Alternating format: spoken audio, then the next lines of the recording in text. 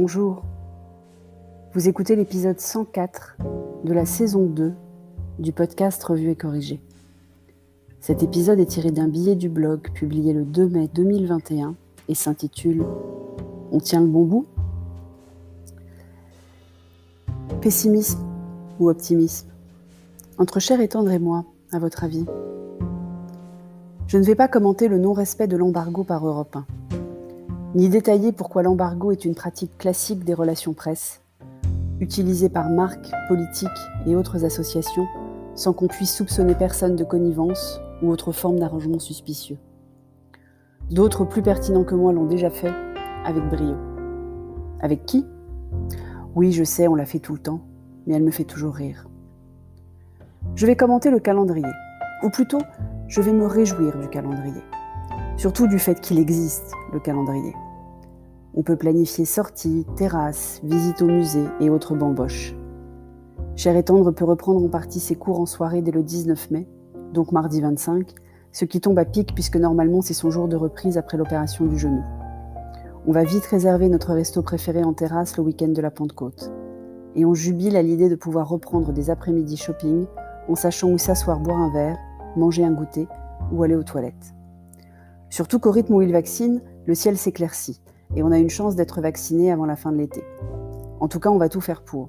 Je surveille les ouvertures des rendez-vous au centre comme le lait sur le feu et dès que c'est fait, je réserve pour le 20 juin, histoire d'être sûr d'être dispo à Bordeaux pour la 2e dose.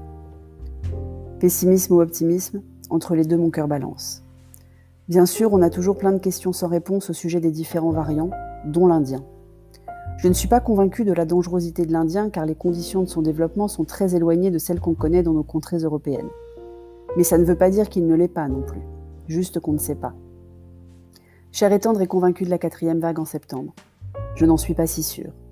Après tout, on vaccine enfin à tour de bras et cela va mécaniquement baisser mortalité d'abord, cas grave ensuite, contamination enfin. Donc je penche plus pour une 4e vague en novembre ou décembre, au moment où les premiers vaccinés qui auraient survécu, parce qu'ils étaient très très vieux quand même, ne seront plus protégés. Et ça sera reparti pour un tour. Vous avez remarqué qu'on entend parler de ce rappel, annuel d'après les informations les plus fiables, mais non confirmées, mais on n'entend pas parler de la logistique pour l'administrer. Pfizer recommanderait même une 3e dose avant le rappel annuel, sans que j'ai pu pour l'instant confirmer la rumeur, ni celle l'accompagnant généralement d'un prix indécent associé. Ce qui me paraît tout de même étrange, car ils n'ont pas de monopole, et la loi du marché devrait donc s'appliquer. Mais même sans 3e dose, le rappel annuel paraît couru d'avance, avec des adaptations pour les variants divers qui ne manqueront pas de se déclarer d'ici là. Et même si on arrive à commander plus facilement, si les usines sont mieux équipées pour fabriquer plus vite, la logistique d'administration d'un vaccin qui ne se conserve qu'en supercongélateur reste aussi complexe. Mais qui sont cons 4, le retour. Cette fois au sujet du pass sanitaire. Non seulement ils sont assez cons pour ne pas vouloir se faire vacciner, mais en plus ils sont tellement stupides, ils ferment tellement vite leurs neurones à n'écouter rien ni personne de peur qu'on ne leur démontre leur stupidité abyssale qu'ils n'ont rien compris au pass sanitaire envisagé. Alors je clarifie pour les débilos qui polluent ma TL Twitter. Les restaurants, bars et autres, j'ouvre les guillemets, lieux de vie quotidienne, fermez les guillemets, ne seront pas concernés en France.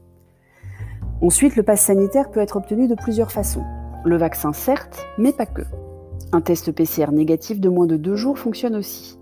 Et nouveauté appréciable, un test PCR positif de plus de 15 jours, mais de moins de 3 mois, fonctionne également sur la base scientifique qu'on est immunisé au moins sur cette période-là. Donc on n'oblige personne à se faire vacciner pour assister à un concert ou monter dans un avion. On les oblige juste à prouver qu'ils ne vont contaminer personne. Voilà. C'est un peu bête ce que je viens de faire parce que je doute que les personnes dont je parle me lisent ou m'écoutent. Mais j'avais besoin que ça sorte. Et comme ça fait plus que 280 caractères, j'avais pas la place sur Twitter. C'est peut-être pour ça qu'ils ne comprennent rien, les gens bizarres qui polluent ma TL alors même que je ne les suis pas, ne serait-ce que par l'arrivée entêtée de noms au pass de la honte. Ils ne lisent pas plus de 280 caractères. Ils sont incapables de suivre un raisonnement construit avec plusieurs phrases. Ça se tient, non? Merci de m'avoir écouté. Si vous appréciez ce podcast, vous pouvez me remercier en passant sur Buy Me a Coffee, m'offrir un café. On ira en boire un ensemble dès que les terrasses rouvrent et c'est très bientôt. Si vous aimez ce podcast, mettez-moi un commentaire sur Apple. C'est très important en plus des 5 étoiles. Et sur toutes les plateformes de balado-diffusion, abonnez-vous et partagez. À bientôt.